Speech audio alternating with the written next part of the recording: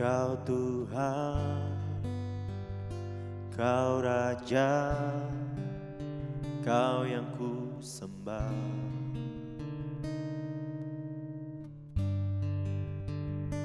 Yang hidup, yang bangkit, yang beri kemenangan.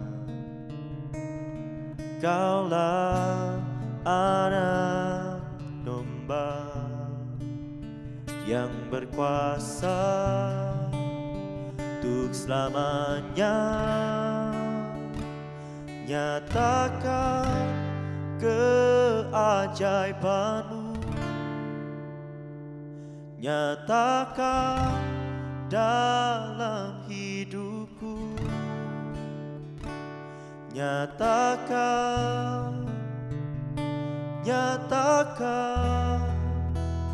nyata di sini saat ku menyembah-Mu, Tuhan.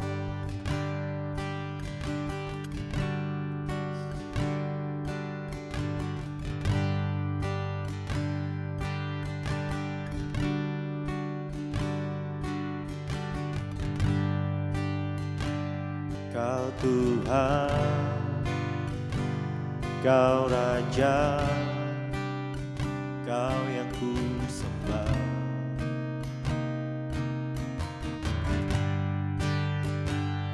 Yang hidup, yang bangkit, yang beri kemenangan. Kaulah anak domba yang berkuasa untuk selamanya. Nyatakan keajaiban-Mu, nyatakan dalam hidupku, nyatakan,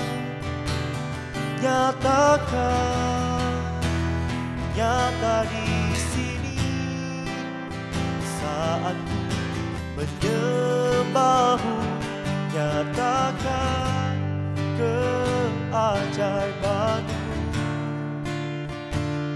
nyatakan dalam hidupku, nyatakan, nyata di sini saat ku menyembah-Mu, Tuhan. Oh,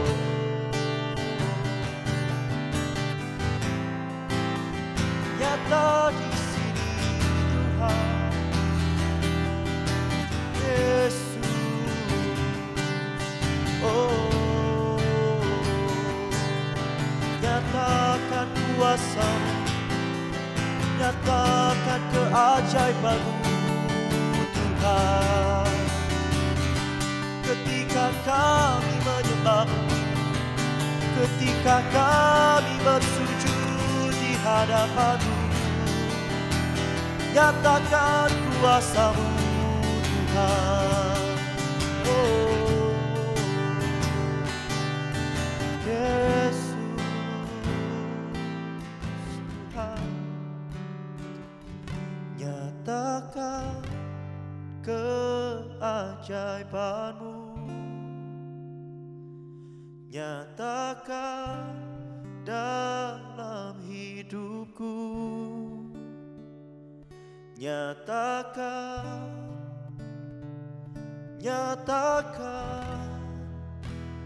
nyata di sini saat ku menyembah-Mu, nyatakan keajaiban-Mu, nyatakan dalam hidupku,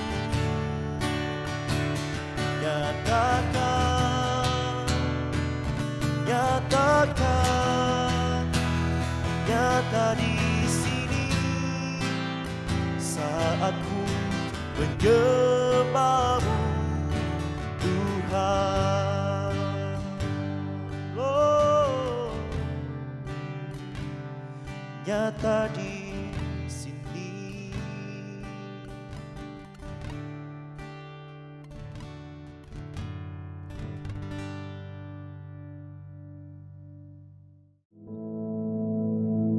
Our Father, which art in heaven, hallowed be thy name.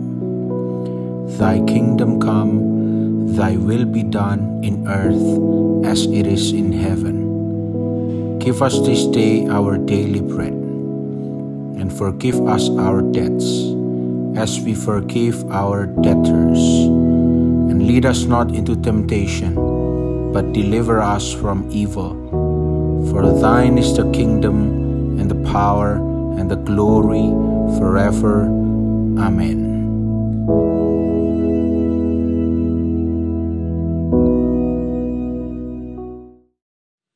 Haleluya, puji nama Tuhan. Kita sudah berada di tahun 2022. Dan tahun ini mungkin kelihatannya sama seperti tahun-tahun sebelumnya. Tapi percayalah tahun ini, God of Wonders akan berkarya dalam hidup kita, dalam rumah tangga kita, keluarga kita. Dan God of Wonders akan berkarya di antara bangsa-bangsa. Karena memang dia adalah El Pele, yang berarti God of Wonders. Allah yang melakukan keajaiban-keajaiban. Dia adalah Allah yang bekerja secara ajaib. Wonders. Nah, puji nama Tuhan, saudara sekalian. Allah yang ajaib adalah Allah yang kita kenal dalam nama Yesus Kristus. Dan perbuatan-perbuatannya yang ajaib itu dicatat di dalam Alkitab ini. Mulai perjanjian lama sampai perjanjian baru, God of Wonders itu berkarya dan catatannya otentik ada di dalam buku yang ya dan amin ini. Firman Allah yang hidup.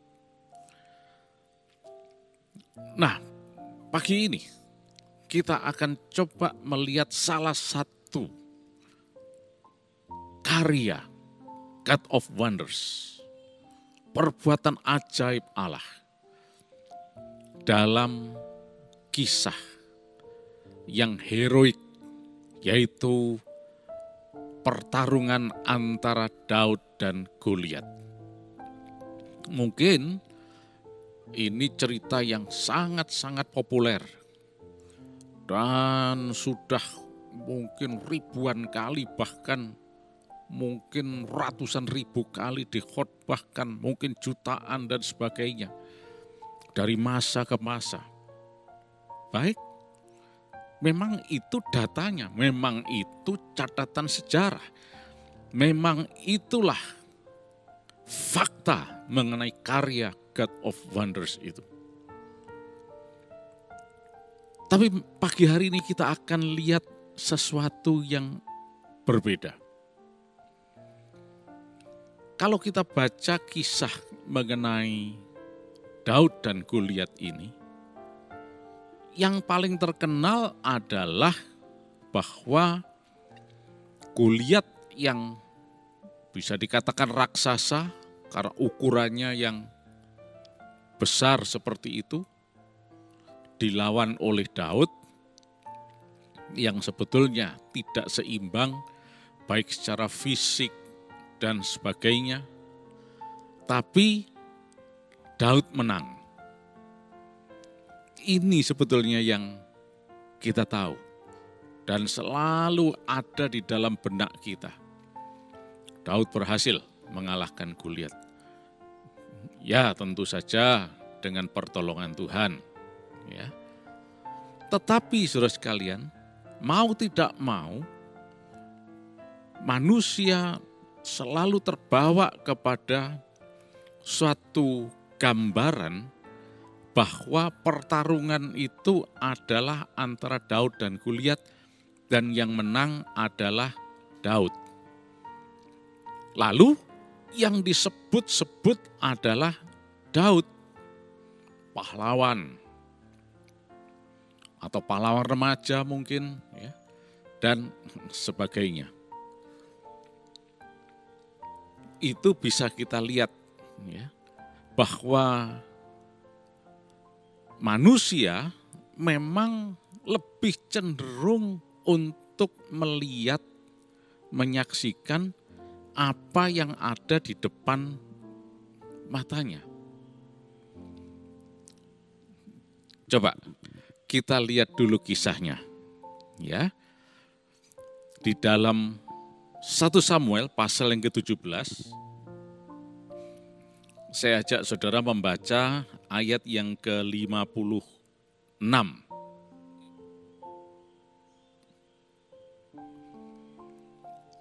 Jadi ceritanya ini setelah Daud berhasil mengalahkan Goliat itu, maka dalam ayat 15 dikatakan begini, kemudian raja berkata, tanyakanlah anak siapakah orang muda itu.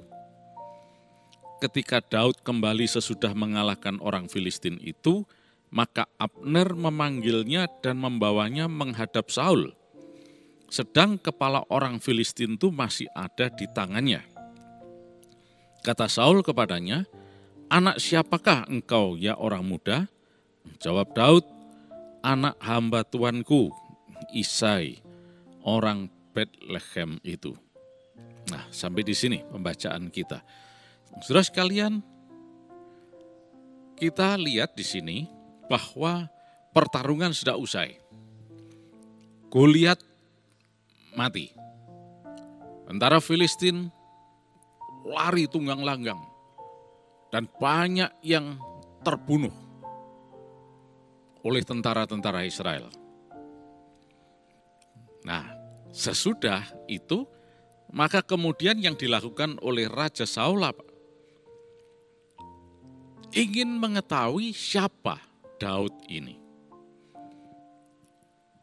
Siapa anak muda ini? Mengapa Saul begitu kepingin tahu siapa Daud ini? Karena apa? Karena Daud hebat. Karena Daud berhasil mengalahkan Goliat orang Filistin itu. Karena Daud berhasil menaklukkan mereka, tentara Filistin ini. Ya, tentu saja Saul penasaran. Karena dirinya saja yang sebetulnya itu adalah tentara yang hebat sebetulnya. Sebelumnya itu dia berhasil juga mengalahkan termasuk Filistin juga. Bangsa-bangsa yang menyerang, perang dan menang. Tapi kali ini dia tidak berdaya. Dia ketakutan dengan serbuan Filistin. Karena mereka punya pahlawan yang bernama Goliat itu. Nah, sekarang muncul seorang yang bisa mengalahkan Goliat.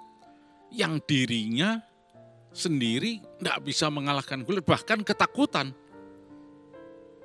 Saul dan tentara Israel ketakutan. Tapi ternyata ada seorang yang berhasil mengalahkan Goliat. Lalu siapa orang ini? Nah, kalau kita baca tadi ya di dalam ayat yang ke-57 tadi ya, dikatakan bagian akhir ya, sedang kepala orang Filistin itu masih ada di tangannya. Nah, jadi ketika Daud kembali sesudah mengalahkan orang Filistin itu, maka dia membawa kepala Goliat ini yang dipancungnya itu menghadap Saul. Nah, jadi saudara sekalian, dalam hal ini Saul fokusnya kepada Daud yang hebat ini. Memang kenyataannya yang melakukan itu semua Daud. Nah, ini kalau kita baca di dalam ayat yang sebelumnya, misalnya ayat yang ke-50 dulu ya, dikatakan, demikianlah Daud mengalahkan orang Filistin itu dengan umban dan batu. Ia mengalahkan orang Filistin itu dan membunuhnya tanpa pedang di tangan. Ayat 51, Daud berlari mendapatkan orang Filistin itu, lalu berdiri di sebelahnya, diambilnyalah pedangnya, dihunusnya dari sarungnya, lalu dihabisi dia.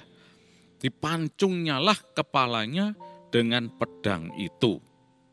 Nah, jadi kita lihat apa yang terjadi. Yaitu Goliat ini dikalahkan oleh Daud bukan dengan pedang, tapi cuma dengan batu, umban dan batu dikatakan dalam ayat 50 tadi. Tapi setelah itu Goliat dihabisi, dipancung oleh Daud, dipancung kepalanya dengan pedangnya sendiri, pedangnya Goliat ini sendiri. Itulah sebabnya kemudian Daud membawa kepala Goliat ini menghadap Saul, karena dia dipanggil oleh panglimanya Saul, yaitu Abner. Tolong cari tahu siapa ini anak muda ini.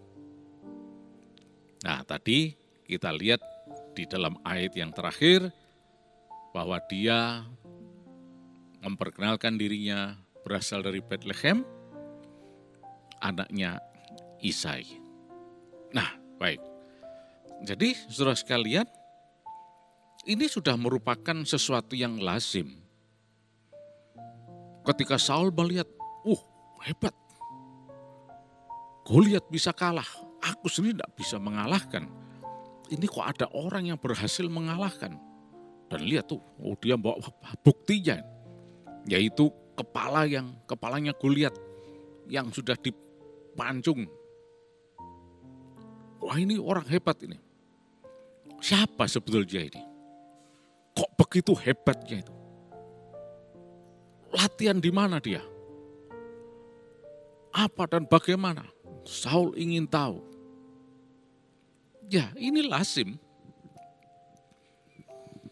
Nanti ada misalnya juara pop singer, juara dalam hal bernyanyi misalnya.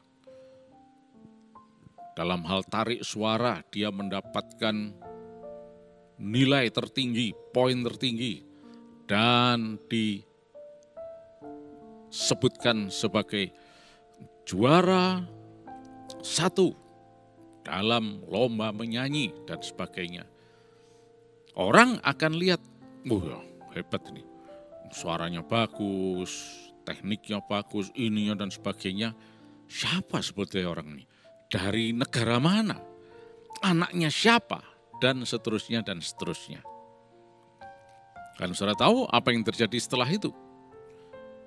Dengan kondisi prestasi yang seperti itu, maka tidak sedikit perusahaan rekaman, perusahaan yang bergerak di bidang musik dan sebagainya akan menghubungi dan kemudian mengajak rekaman, dan juga mungkin akan ada undangan ke sana kemari dan seterusnya. Untuk menyanyi di sini, menyanyi di situ dan seterusnya dengan bayaran yang tinggi. Dan akhirnya orang ini terus keberuntungannya itu tambah terus. dan disebutkan, wah ini harta kekayaannya terus bertambah dan sebagainya. Ini lazimnya memang begitu. Nanti ada lagi, pengkhotbah ini hebat, terkenal. Ayo kita undang aja. Diundang ke sana, kemari, ke situ dan seterusnya. Dan setelah khotbah, diberi macam-macam, ya hadiah, ya dikasih duit lah, ya dan macam-macam. Wah, dia jadi terkenal. Penampilannya kemudian diperbaiki dan sebagainya. Ya ini memang lazimnya dunia seperti itu memang. Seperti juga Daud ini tadi. Tetapi orang seringkali lupa bahwa di balik semuanya itu ada God of Wonders yang melakukan. Dan ini jelas terbukti, dicatat. Ayo kita lihat ya. Di dalam ayatnya yang dari pasal 17 tadi, ayat yang ke-45.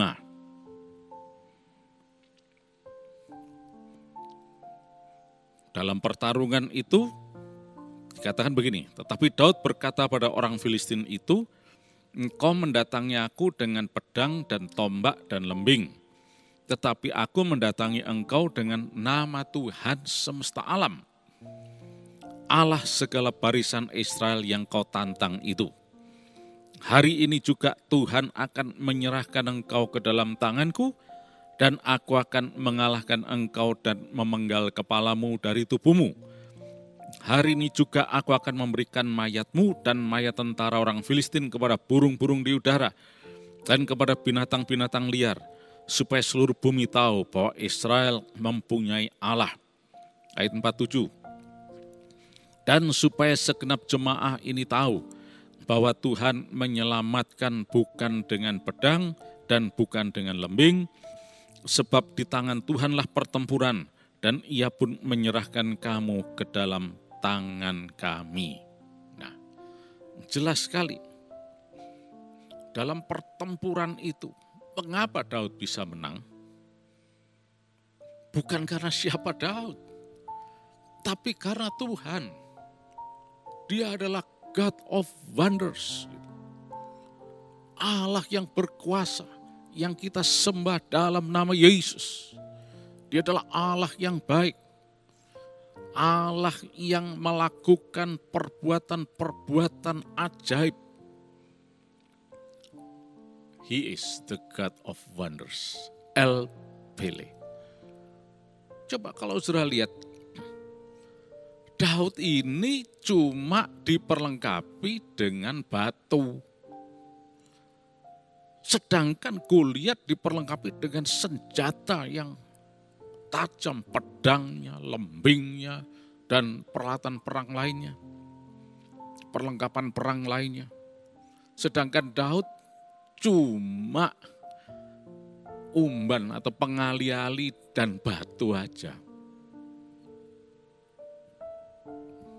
Mana mungkin sebetulnya?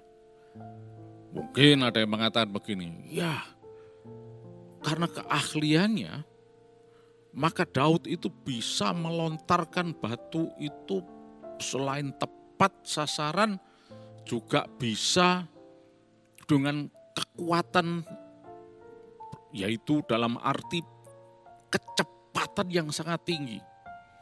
Dan kita tahu benda seperti batu itu ketika dilontarkan dengan kecepatan yang sangat tinggi, maka itu mendatangkan suatu gaya atau kekuatan yang sangat besar yang bisa mendatangkan kehancuran. Ya, tapi batu ya tetap batu. Batu juga bisa hancur. Kalau kita bandingkan antara batu dan pedang, ya sudah jelas. Batu ini efektivitasnya berbeda jelas dari pedang. Dan justru peralatan-peralatan dari besi ini seringkali digunakan untuk menghancurkan batu malah. Tukang-tukang batu memecah batu dengan menggunakan palu besi. Nah, pedang juga terbuat dari logam yang sangat kuat. Ya, mungkin ada yang coba meneliti bahwa ternyata batunya Daud itu istimewa, begini begitu bisa menjatuhkan Goliat dengan ketepatan, kecepatan dan sebagainya. Oke, enggak masalah. Tetapi di balik itu semua, kalau tidak ada God of Wonders, sia-sia.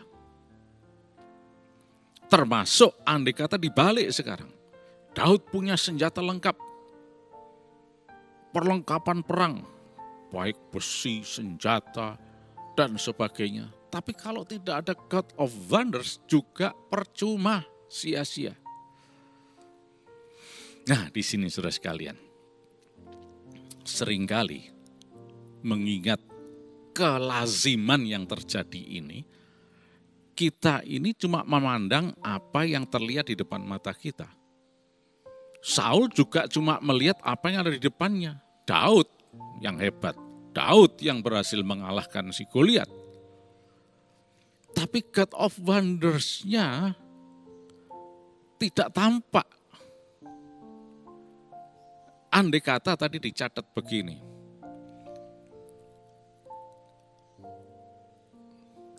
Saul mengatakan, tolong panggil Daud itu.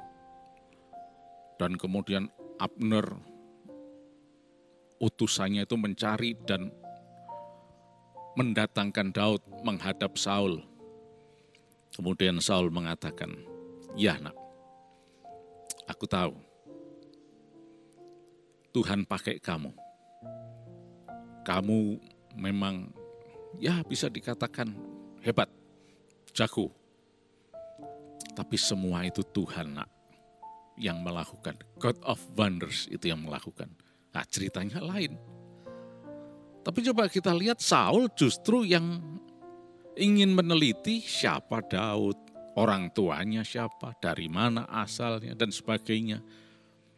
Fokusnya lebih ke arah Daudnya daripada God of Wonders. Sebab sekali lagi kalau tanpa God of Wonders tidak mungkin. Dan jelas dicatat tadi mulai ayat 45, Daud sendiri mengatakan kok, bahwa semua itu terjadi karena Tuhan yang bekerja.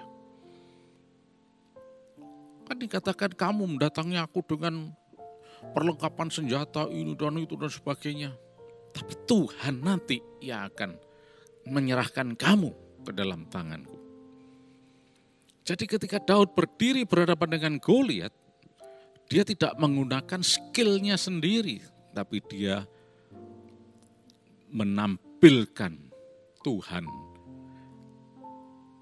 God of Wonders itu, El Pele, L-O-C Pele, yang artinya Tuhan yang melakukan perbuatan-perbuatan ajaib. Pele itu berarti wonders.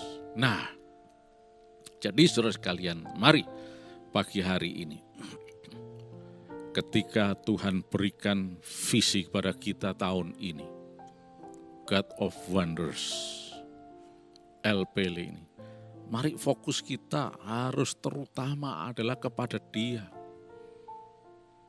Mungkin pagi hari ini saudara menghadapi banyak pergumulan dan sebagainya. Yang saudara harus lihat terutama fokusnya adalah God of Wonders. Saudara dan saya punya Allah yang ajaib. Yang kita sembah dalam nama Yesus. Allah yang sanggup. Dan untuk seterusnya nanti ketika kemenangan terjadi dalam hidup kita, kita jangan menoleh ke kanan ke kiri, kita lihat God of Wonders, El Pele itu yang bekerja. Itu saudara sekalian, yang perlu kita camkan dalam diri kita. Supaya kita tidak terombang-ambing dan juga menjadi seperti Saul ini. Dia lebih terarah kepada si Daud ini. Apalagi waktu itu dia masih memegang kepalanya Goliat. Saya bisa membayangkan mungkin Saul ini cuma hebat anak ini. Hebat anak ini. Aku aja enggak bisa, tapi dia bisa ini. Hebat ini. Mencoba tentara-tentaraku, panglima-panglimaku ini, tentara-tentaranya. Enggak bisa, enggak berani menghadapi Goliat. Tapi anak ini bisa. Hebat ini.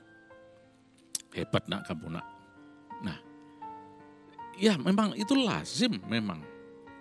Tetapi kita jangan terpancang kepada apa yang di depan mata kita. Lihat God of Wonders. Pandang Yesus. He is the God of Wonders. Ya Allah yang berkuasa. Allah yang ajaib. Allah yang mulia. Bagi dia tidak ada perkara yang sukar. Dialah yang akan memberikan kemenangan pada kita. Dialah yang bisa menyembuhkan sakit penyakit. Dialah yang melakukan perkara-perkara yang ajaib dan dahsyat. Because he is the God of wonders.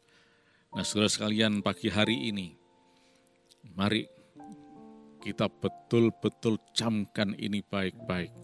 Karena seringkali sebagai manusia memang tidak bisa disangkali. Apa yang bisa dipegang, diraba, dilihat, dirasakan itu lebih mengedepan daripada yang tidak tampak, tidak terlihat. Tapi bukan berarti bahwa yang tidak terlihat itu tidak ada. Contohnya Daud ini tadi. Justru kemenangan Daud itu terjadi karena God of Wonders. Sekalipun tidak terlihat, tidak tampak. Nah, pagi hari ini, mari kita fokuskan kepada God of Wonders. Apapun juga yang sedang saudara hadapi. Kita punya God of Wonders. Yesus yang ajaib. Yesus yang mulia. Puji nama Tuhan. Dia sanggup. Dia sanggup memberikan jalan keluar. Memberikan kemenangan. Pemulihan dalam hidup saudara. Terpujilah Engkau Tuhan. Engkau adalah God of Wonders. L-O-C-P-L. Sepanjang hari ini berkat-Mu dilimpahkan atas setiap orang di tempat ini Tuhan. Mujizat-Mu dinyatakan, berkat-Mu dilimpahkan, kami terima berkat-Mu Tuhan. Dan juga Engkau menyatakan mujizat, pemulihan dan kesembuhan. Di dalam nama Yesus Kristus, Engkau sanggup Tuhan. Untuk bahkan melakukan perkara ajaib. Engkau memberikan ginjal yang baru, liver yang baru, jantung yang baru, pankreas yang baru, organ-organ tubuh yang baru. Engkau sanggup menyembuhkan Tuhan. Kuasa-Mu dinyatakan. Terpujilah Engkau Yesus. Dan kuasa darah Yesus melindungi kami semua. Dan tidak ada virus, baik corona apapun yang bisa menyentuh kami. Kami sehat dalam nama Yesus. Terima kasih Tuhan. You are the God of wonders. Di dalam nama Tuhan Yesus Kristus, yang percaya diberkati, mari katakan sama-sama. Amin.